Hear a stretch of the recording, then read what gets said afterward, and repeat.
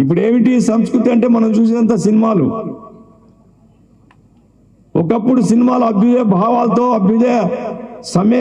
Message ఇచ్చేటువంటి సందేశాత్మక సినిమాలు ఉండేటివి.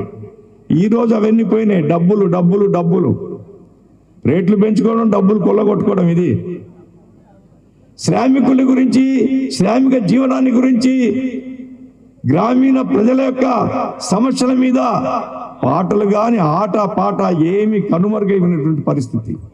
అందుకోసమే శ్రామిక వర్గ సంస్కృతి ఆట పాట డబ్బు కోసం కాదు, ప్రజల్ని చైతన్యవంతం చేయడం కోసం, ప్రజల్ని కదిలించడం కోసం ఒక కొత్త సంస్కృతికి ఊపిరి పోయాలి. కళాకారుల్ని ప్రజల నుంచి వెలిగితీయాలి. ఆ రకంగా అభ్యుదయ కళల్ని ముందుకు తీసుకొని పోవాలి.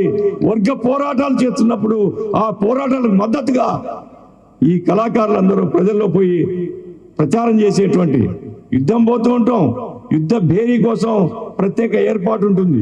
యుద్ధ భేరీ ఒక ఆవేశాన్ని తీసుకుని వస్తుంది. మనం చేసే రాబోయేటువంటి యుద్ధంలో మన తరఫున బోరి మోగించాలంటే మన కళాకారులు ఉండాలా, మన కోసం తప్పించే వాళ్ళు ఉన్నారా, మన కష్టాల్ని, మన యొక్క ఉద్యమాల్ని ప్రజల్లో ప్రచారం చేసేటువంటి ఆ కళావేదికల్ని మనం సృష్టించుకోవాలని సిఐటియు భావిస్తుంది.